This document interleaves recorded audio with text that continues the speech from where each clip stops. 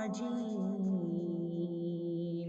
بسم الله الرحمن الرحيم الحمد لله نحمده ونستعينه ونستغفره ونؤمن به ونتوكل عليه ونعوذ بالله من شرور أنفسنا ومن سيئات أعمالنا من يهده الله فلا مضل له ومن يضلله فلا هادي له وأشهد أن لا إله إلا الله وحده لا شريك له وأشهد أن محمدًا عبده ورسوله أما بعد فإن خير الحديث كتاب الله وخير الهدي هدي محمد صلى الله عليه وسلم وشر الأمور محدثاتها وكل محدثة بدعة وكل بدعة ضلالة وكل ضلالة في النار. أعوذ بالله السميع العليم من الشيطان الرجيم من همزه ونفخه ونفثه. بسم الله الرحمن الرحيم. يا أيها الذين آمنوا اتقوا الله حق تقاته ولا تموتن إلا وأنتم مسلمون. بسم الله الرحمن الرحيم. يا أيها الناس اتقوا ربكم الذي خلقكم من نفس واحدة وخلق منها زوجها وبث منهما رجالا كثيرا ونساء واتقوا الله الذي تساءلون به والأرحام إن الله كان عليكم رقيبا.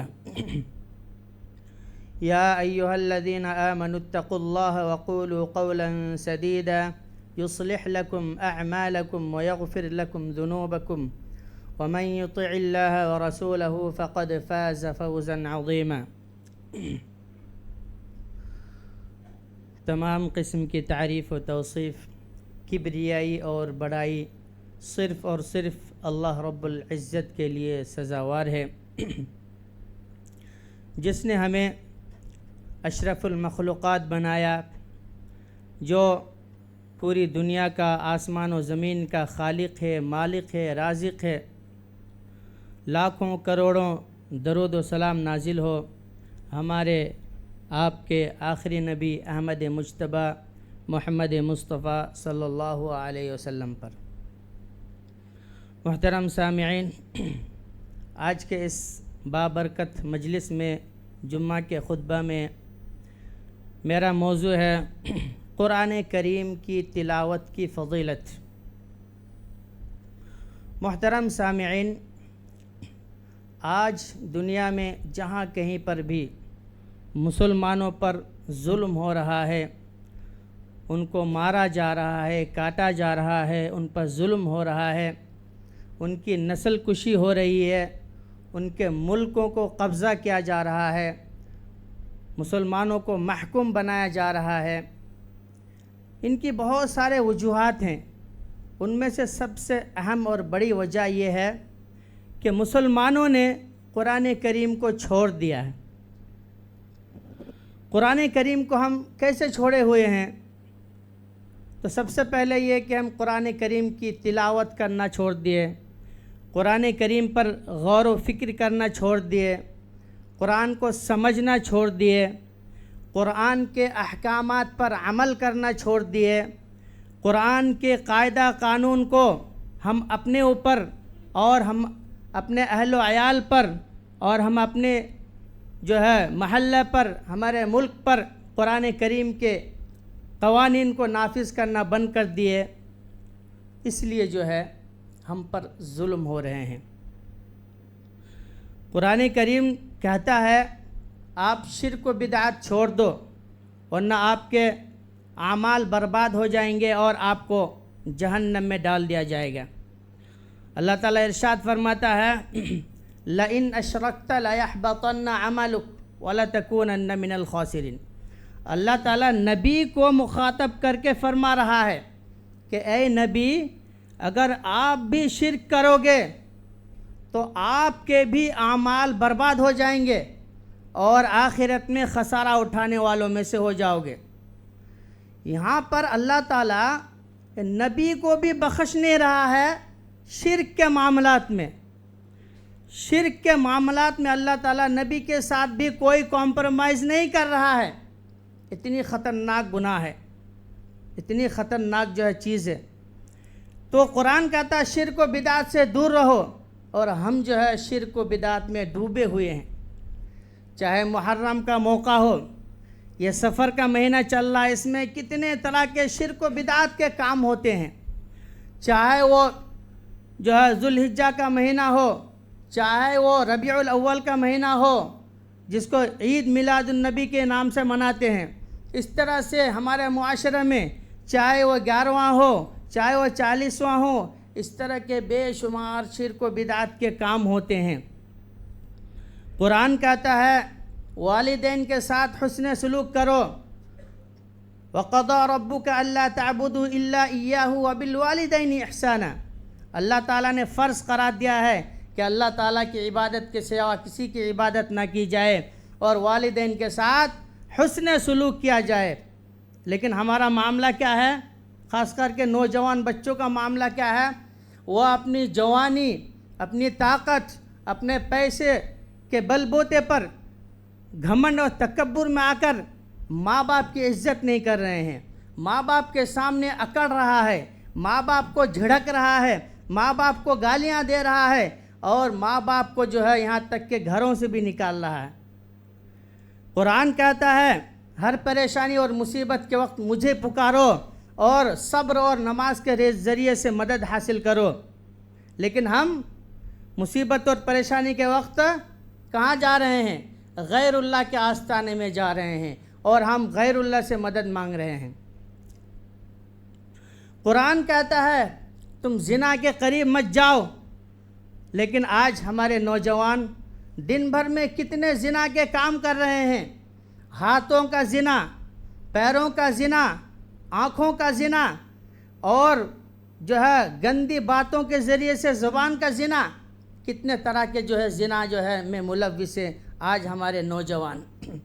قرآن کہتا ہے تم اپنے دشمن کو پہچانو، اور دشمن سے مقابلہ کرنے کے لیے اور اپنی دفاع کے لیے تم مکمل تیاری کرو، تمہارے اندر جتنی طاقت ہے، جتنی سکت ہے، پوری طاقت جھونک دو دشمن کے خلاف لڑنے کے لیے، اور دشمن کی جو ہے سے اپنے آپ کو دفاع کرنے کے لیے۔ اور قرآن کہتا ہے وَأَعِدُّوا لَهُم مَّا اسْتَطَعْتُم مِّن قُوَّةٍ، اللہ تعالیٰ کہتا ہے کہ دشمنوں سے مقابلہ کے لیے، اپنی دفاع کے لیے تمہارے اندر جتنی حیثیت ہے، جتنی طاقت ہے، پوری طاقت کو جھونک دو اور تیاری کرو دشمن سے مقابلہ کرنے کے لیے۔ تو یہ مسلمانوں نے جو ہے اس قرآن کی اس آیت پر عمل نہیں کیا، وَأَعِدُّوا لَهُم مَّا اسْتَطَعْتُم مِّن قُوَّةٍ، کہ تم پوری طاقت، پوری استطاعت بھر جو ہے تیاری کرو۔ تو اس لحاظ سے جو ہے ہم قرآن کو چھوڑے ہوئے ہیں، اس لیے ہم ذلیل و خوار ہو رہے ہیں۔ نبی کریم صلی اللہ علیہ وسلم نے فرمایا، کتنی اچھی بات، مسلم شریف کی روایت میں ہے ان اللہ یرفع بہذا الکتاب اقواما ویضع بہ آخرین، کہ اللہ تعالیٰ بے شک اسی قرآن کے ذریعے سے بہت سارے قوموں کو عروج پر رکھا، بہت سارے قوموں کو ترقی عطا کی، بہت سارے قوموں کو حاکم بنایا، بہت سارے قوموں کو بادشاہ بنایا، اور پوری دنیا پر حکومت کیے۔ پوری دنیا میں ان کی عزت تھی، ان کی وقار تھی، ان کا مقام تھا، ان کا وزن تھا۔ کیوں؟ انہوں نے قرآن پر عمل کیا تھا، قرآن کو سمجھا تھا، قرآن کو پڑھا تھا، قرآن پر عمل کیا تھا، قرآن کے احکامات کو نافذ کیا تھا۔ پھر فرماتے ہیں اسی کتاب کے ذریعے سے، یعنی اسی قرآن کے ذریعے سے بہت سارے قوموں کو اللہ تعالیٰ ذلیل کرتا ہے، پست کرتا ہے۔ وہی حالت آج ہو رہی ہے، اسی قرآن کے چھوڑنے کی وجہ سے، اسی قرآن سے لاپرواہی کی وجہ سے آج مسلمان قوم کو جو ہے برباد کیا جا رہا ہے، اور مسلمان قوم ذلیل و خوار ہو رہا ہے۔ اسی غفلت کی گواہی نبی کریم صلی اللہ علیہ وسلم قیامت کے روز دیں گے، کہیں گے وقال الرسول یا ربی ان قوم اتخذوا هذا القرآن مہجورا، اے اللہ میری قوم اس قرآن کو چھوڑنے کے قابل ٹھہرایا۔ کسی شاعر نے کیا ہی خوبصورت انداز سے ہماری جو غفلت ہے قرآن کے تعلق سے تصویر کشی کی کرتے ہوئے کہا کہ وہ معزز تھے زمانے میں حامل قرآن ہو کر، وہ معزز تھے زمانے میں حافظ قرآن ہو کر یا اہل قرآن ہو کر، آج ہم خوار ہوئے تاریک قرآن ہو کر۔ یعنی وہ زمانے صحابہ کرام کا زمانہ، تابعین تبع تابعین کا زمانہ، سلف صالحین کا زمانے میں مسلمان بہت پاورفل تھے، مسلمان بہت طاقتور تھے، مسلمان بہت باعزت تھے، باوقار تھے۔ کیوں؟ انہوں نے قرآن کو اٹھایا تھا، انہوں نے قرآن کی حفاظت کی تھی، انہوں نے قرآن پر عمل کیا تھا۔ آج ہم خوار ہوئے تارک قرآن ہو کر، آج ہم جو ذلیل و خوار ہو رہے ہیں قرآن کو چھوڑنے کی وجہ سے۔ قرآن کو چھوڑنے والوں کے تعلق سے اور ایک وعید سن لیجئے۔ ابن حبان کی حدیث میں نبی کریم صلی اللہ علیہ وسلم نے فرمایا من جعلہ امامہ قادہ الی الجنہ ومن جعلہ خلف ظہرہ ساقہ الی النار۔ جو قرآن کو اپنے سامنے رکھتا ہے قرآن اس کو کھینچ کر جنت میں لے جاتا ہے، اور جو قرآن کو اپنے پیچھے ڈال دیتا ہے قرآن اس کو کھینچ کر جہنم کی طرف لے جاتا ہے۔ مطلب کیا ہے؟ قرآن کو جو سامنے رکھتا ہے، قرآن کو جو پڑھتا ہے، سمجھتا ہے، تدبر کرتا ہے، غور و فکر کرتا ہے، قرآن کے احکامات پر عمل کرتا ہے اور دوسروں کو بھی عمل کرنے کی تاکید کرتا ہے، ایسے لوگ جنت میں جائیں گے۔ اور جو قرآن کو پیچھے ڈال دیتا ہے، قرآن کو بھلا دیتا ہے، قرآن کو چھوڑ دیتا ہے، قرآن کے احکامات پر عمل نہیں کرتا، قرآن پر غور و فکر نہیں کرتا، قرآن پر تدبر نہیں کرتا، ایسے لوگ جہنم میں جائیں گے۔ تو محترم سامعین، یہ تھی قرآن پر عمل نہ کرنے کے نقصانات اور قرآن کو چھوڑنے کے نقصانات۔ اب آئیے قرآن کی فضیلت پر کچھ باتیں جان لیتے ہیں۔ قرآن کریم ایک ایسی آسمانی کتاب ہے جس میں 1450 سال ہو گئے، اب تک ذرہ برابر بھی چینجنگ نہیں آئی، نہ ایک حرف بدلا نہ ایک حرکت بدلی۔ کیوں؟ اس لیے کہ اللہ تعالیٰ نے خود اس کی ذمہ داری لی۔ اللہ تعالیٰ نے ارشاد فرمایا اِنَّا نَحْنُ نَزَّلْنَا الذِّكْرَ وَإِنَّا لَهُ لَحَافِظُونَ۔ یقیناً اس قرآن کو ہم نے ہی نازل کیا اور ہم ہی اس کی حفاظت کریں گے۔ آج حفاظت ہو رہا ہے نا قرآن کا، لاکھوں کروڑوں حفاظ کرام ہیں، پوری دنیا میں اربوں نسخے ہیں۔ اگر کوئی غلطی سے پورے نسخے کو جلا دیا، ختم کر دیا، تو نیا قرآن بننے کے لیے 1 منٹ کی بھی ضرورت نہیں پڑے گی۔ کیسے؟ مان لیجیے قرآن کریم کے اندر 6000+ آیتیں ہیں، اگر ایک حافظ ایک آیت بھی پڑھے گا تو سب سے چھوٹی آیت جیسے قاف ہے، صاد ہے، نون ہے، سب سے بڑی آیت جو ہے یا ایھا الذین آمنوا اذا تداینتم، ایک صفحے کی آیت ہے، سب سے بڑی آیت بھی پڑھیں گے تو 1 منٹ لگے گا، اور سب سے چھوٹی والی آیت پڑھیں گے تو 2 سیکنڈ لگے گا۔ ایوریج نکالتے ہیں 10 سے 15 سیکنڈ کے اندر 6000+ حفاظ کرام ایک ایک آیت پڑھیں گے تو 15 سیکنڈ کے اندر قرآن کمپیوٹر میں ٹائپ ہو جائے گا، پھر کمپیوٹر سے جو پرنٹ آؤٹ نکالنے میں جو دیر لگے گا۔ تو یہ حفاظت ہو رہا کس کے ذریعے سے؟ اللہ تعالیٰ کے ذریعے سے۔ اور دوسری چیز ہے، ہمارا مسلمان ہر آدمی چاہتا ہے کہ میرا بچہ حافظ قرآن بنے، ہر آدمی چاہتا ہے۔ یہ اللہ تعالیٰ کی طرف سے الہامی طور پر یہ جذبہ پیدا کر دیا گیا ہے۔ ہر مسلمان سوچتا ہے کہ میرا بچہ حافظ بنے گا تو اللہ تعالیٰ مجھے قیامت کے روز جو تاج پہنائے گا، جو ہے اللہ تعالیٰ مجھے بہت انعام سے نوازے گا، مجھے جنت بھیجے گا۔ یہ ساری چیزیں، خیالات جو ہے ہم قرآن و حدیث کے ذریعے سے تو جانتے ہیں، لیکن آٹومیٹکلی ہم بغیر پڑھے لکھے ہوئے ہیں تو بھی یہ ہمارا جذبہ ہمارے دل میں آ جاتا ہے کہ ہم حافظ بنیں یا ہم اپنے بچوں کو حافظ بنائیں۔ تو یہ اللہ تعالیٰ کی جو حفاظت کی ذمہ داری ہے اسی کا ایک سلسلہ ہے کہ ہر آدمی اپنا شوق رکھتا ہے کہ ہم حافظ بنیں۔ اسی طرح اور ایک جگہ فرمایا ان علینا جمعہ و قرآن، ہم جو ہے اس کو جمع کرنے اور اس کو پڑھانے کی ذمہ داری ہم لیتے ہیں۔ اس قرآن کو جمع کرنے کی ذمہ داری اور پڑھانے کی ذمہ داری ہم لیتے ہیں، یہ اللہ تعالیٰ فرماتا ہے۔ اور ایک جگہ سورہ انعام میں اللہ تعالیٰ ارشاد فرماتا ہے ما فرطنا فی الکتاب من شیء، کوئی ایسی چیز نہیں ہے جس کو ہم نے اس قرآن میں ذکر نہ کر دیا ہو۔ ہر چیز کا ذکر اس قرآن میں ملتا ہے، چاہے وہ اشارتاً ہو، کنایتاً ہو یا تفصیلاً ہو، کسی نہ کسی طریقے سے دنیا اور آخرت کی ساری چیزوں کا ذکر ہے اللہ تعالیٰ نے قرآن میں رکھ دیا ہے۔ قرآن کی فضیلت کے لیے یہی بات کافی ہے کہ اللہ تعالیٰ نے خود پوری دنیا والوں سے چیلنج کیا۔ کیا چیلنج؟ کہ اس جیسے ایک قرآن تم لوگ بنا کر لا کر دو۔ اچھا، چیلنج کے مخاطب کون تھے؟ عرب کے جو بڑے بڑے ادبا تھے، عربی لینگویج کے ماہر تھے، جو ایک ایک حرف اور ایک ایک ورڈ پر موٹی موٹی کتابیں لکھ دیں گے، اتنے ماہر تھے عربک لینگویج پر۔ ان لوگوں کو بھی چیلنج کیا کہ تم بھی اور تمہارے چیلے چپاٹے اور تمہارے معاونین سارے مل کر بھی اس جیسے قرآن بنا کر لا کے دو۔ تو اللہ تعالیٰ خود ہی بولتا ہے کہ نہیں، تم ہرگز نہیں کر سکتے۔ پھر دوسری جگہ کہا چھوڑو، پورا قرآن چھوڑو، 10 سورتیں صحیح لا کر بنا دو۔ یہ بھی چیلنج اب تک کوئی قبول نہیں کر پایا اور نہ قیامت تک کر پائے گا۔ پھر کہا کہ 10 سورت چھوڑو، مجھے ایک سورت بنا کر لا کر دو اس جیسی، لیکن اس چیلنج کو کوئی بھی اب تک قبول نہیں کر پایا اور نہ کر پائے گا۔ تو یہ قرآن کی فضیلت پر جو ہے یہ دلیل ہے کہ قرآن اتنی زیادہ فضیلت والی کتاب ہے، اس کا مقام و مرتبہ اتنا بلند ہے۔ اور قرآن کریم کی فضیلت میں اور ایک چیز ہے کہ یہ قرآن جس رات میں نازل ہوئی اس رات کی فضیلت کو اتنا زیادہ بڑھا دیا اللہ تعالیٰ نے، کہا کہ انا انزلناہ فی لیلۃ القدر وما ادراک ما لیلۃ القدر لیلۃ القدر خیر من الف شہر، کہ اس رات میں قرآن کریم کو اللہ تعالیٰ نازل کیا تو اس رات کی فضیلت اتنی زیادہ بڑھا دی کہ 1000 مہینے کی عبادت سے افضل اس رات کی عبادت ہے۔ یعنی قرآن کریم جس رات میں نازل ہوئی اس رات کی فضیلت اللہ تعالیٰ نے اتنا زیادہ بڑھا دیا۔ مفسرین کے تحقیق کے مطابق اس قرآن کریم کے اندر تقریباً 360 علوم موجود ہیں، 360 علوم موجود ہیں۔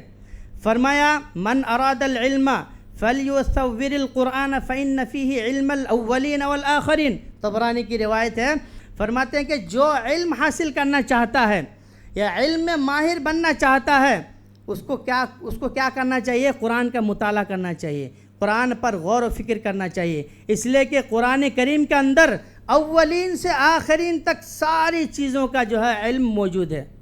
تو ہمیں زیادہ سے زیادہ غور و فکر اور تحقیق کرنا چاہیے اور اس پر عمل کرنا چاہیے۔ محترم سامعین، اب جو ہے آپ لوگوں کے سامنے قرآن کریم کی تلاوت کی فضیلت کے بارے میں کچھ باتیں بتانا چاہتا ہوں۔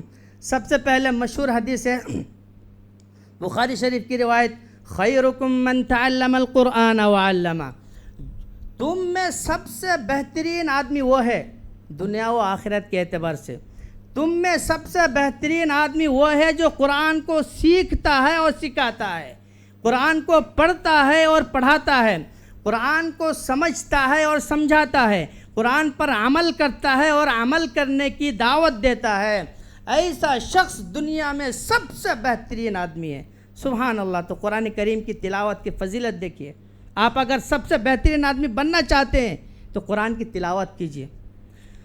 اور ایک جگہ فرمایا کہ من قرأ حرفا من کتاب اللہ فلہ بہ حسنہ والحسنۃ بعشر امثالها لا اقول الف لام میم حرف ولكن الف حرف ومیم حرف ولام حرف۔ ترمذی کی روایت ہے، نبی کریم صلی اللہ علیہ وسلم فرماتے ہیں جو قرآن میں سے ایک حرف پڑھا اس کے لیے ایک نیکی، پھر وہ ایک نیکی جو ہے 10 نیکی کے برابر ہے۔ پھر کہتے ہیں کہ میں یہ نہیں کہتا کہ جو الف لام میم جو پہلے پارے کا پہلی آیت ہے، الف لام میم 3 حرف کی آیت ہے، کہتے ہیں کہ اس کو میں ایک حرف نہیں مانتا ہوں بلکہ الف لام میم میں 3 حرف ہے، تو الف ایک حرف، لام ایک حرف، میم ایک حرف، تو اگر کوئی پڑھ دیا الف لام میم اس کو 30 نیکی مل گئی۔ تو قرآن کریم کی تلاوت کی فضیلت دیکھیے۔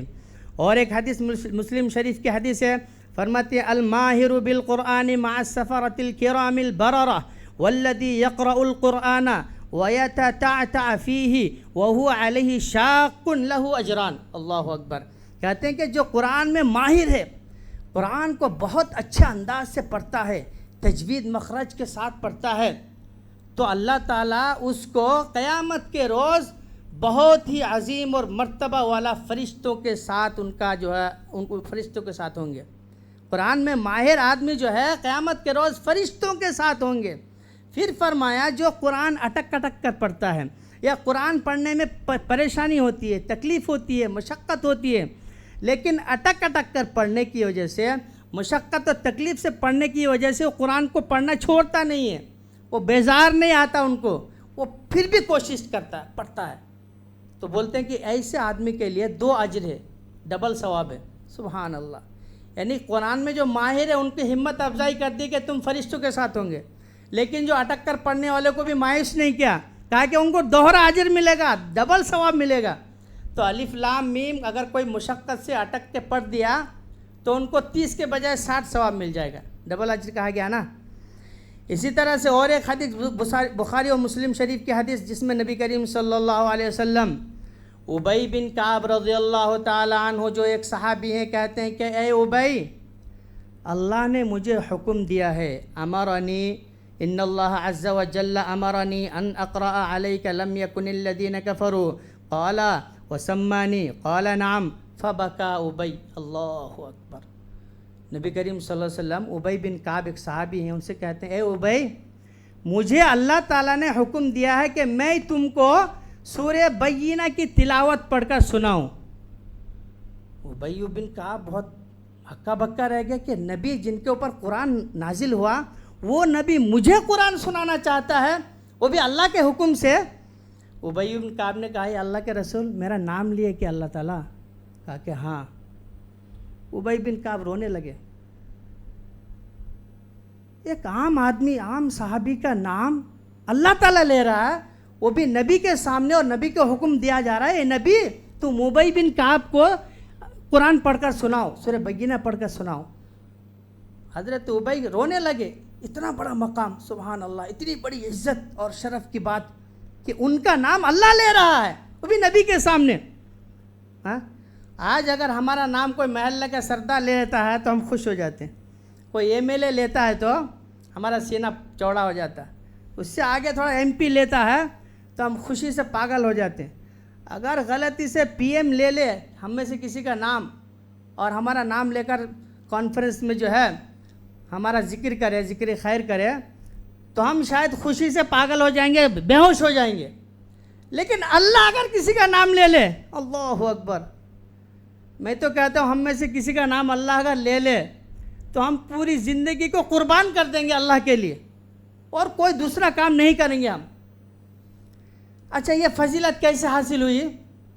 قرآن کریم سے شغف، قرآن کریم سے محبت، قرآن کریم سے لگاؤ، قرآن کریم کی بہترین انداز سے تلاوت، قرآن کریم کو بہترین انداز سے سمجھنے اور قرآن کریم کے احکامات پر عمل کرنے کے عوض میں یہ فضیلت حاصل ہوئی۔ حضرت ابی بن کعب بہترین قاری تھے، بہترین حافظ تھے، ان کا مشغلہ ہی قرآن تھا، ان کا اوڑھنا بچھونا ہی قرآن تھا۔ اسی قرآن کی شغف کی بنا پر جو ہے اللہ تعالیٰ نے ان کا نام لے کر کہا کہ اے رسول تم ان کو قرآن سناؤ۔ اللہ اکبر۔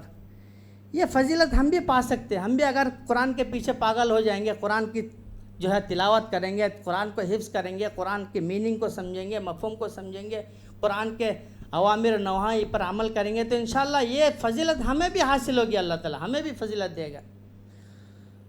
ٹائم ختم ہو رہا ہے، اب ہم انشاءاللہ قرآن کی خاص صورتیں اور آیتوں کے بارے میں آپ لوگوں کو بتائیں گے انشاءاللہ اگلے ہفتے، اگلے مہینے میں جب میرا انشاءاللہ خطبہ آئے گا تو انشاءاللہ آپ لوگوں کو بتائیں گے۔ اللہ تعالیٰ سے دعا ہے کہ اللہ تعالیٰ ہم تمام مسلمانوں کو قرآن سے جڑنے کی توفیق عطا فرمائے، قرآن کی تلاوت کما حقہ اللہ کرنے کی توفیق عنایت فرمائے، قرآن کو سیکھنے کی توفیق عنایت فرمائے، قرآن پر عمل کرنے کی توفیق عنایت فرمائے، قرآن پر غور و فکر و تدبر کرنے کی اللہ تعالیٰ ہمیں توفیق عنایت فرمائے۔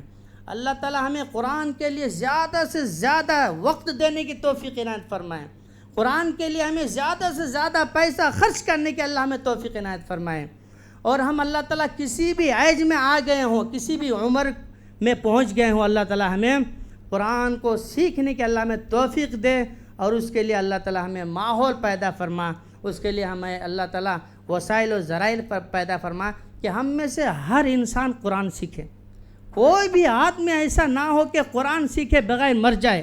آپ وعدہ کیجئے، عہد کیجئے کہ میں ضرور مرنے سے پہلے کم سے کم قرآن کو سیکھ کر مروں گا۔ وعدہ کیجئے، اللہ سے وعدہ کیجئے، عہد کیجئے، اور اس کے لیے کوشش شروع کر دیجئے۔ انشاءاللہ اللہ ضرور آپ کو جو ہے قرآن کی تعلیم سے نوازے گا، اللہ تعالیٰ آپ کو ضرور قرآن پڑھنا سکھائے گا۔ میں ایک چھوٹا سا واقعہ بیان کرنا چاہتا ہوں۔ میں ایک جگہ پڑھ رہا تھا جہاں حفظ پڑھتا تھا، وہ جگہ پہ ایک بوڑھے شخص تقریباً 85 سال کی عمر میں ہم بچوں کے ساتھ بیٹھ کر، ہم 7-8 سال کے بچے، 9 سال کے بچے تھے، ان کے ساتھ بیٹھ کر قرآن پڑھتے تھے۔ اللہ اکبر۔ پھر آخر میں 2-3 سال کے اندر وہ حافظ بھی بن گئے۔ تو ناممکن، اگر آپ ارادہ رکھے ہیں، آپ کے دل میں اخلاص ہو، تڑپ ہو، لگن ہو، شوق ہو، جذبہ ہو، اور قرآن کی برکت کو پانے کی اگر آپ کے پاس خواہش ہے، آپ کے اندر خواہش ہے، تو انشاءاللہ ضرور آپ قرآن پڑھنا سیکھ سکتے ہیں۔ اور الحمدللہ قرآن سکھانے کے لیے بہت ساری جگہیں ہیں، مسجد ہے، مدرسہ ہے، مکتب ہے، آپ جائیے انشاءاللہ سیکھیے۔ اور اللہ تعالیٰ سے دعا ہے کہ اللہ تعالیٰ ہمیں قرآن کا بہترین عالم بنائے، قرآن کا حافظ بنائے، قرآن کا قاری بنائے، قرآن کو اچھے انداز سے پڑھنے کی اللہ تعالیٰ ہمیں توفیق عنایت فرمائے۔ آمین وآخر دعوانا ان الحمدللہ رب العالمین۔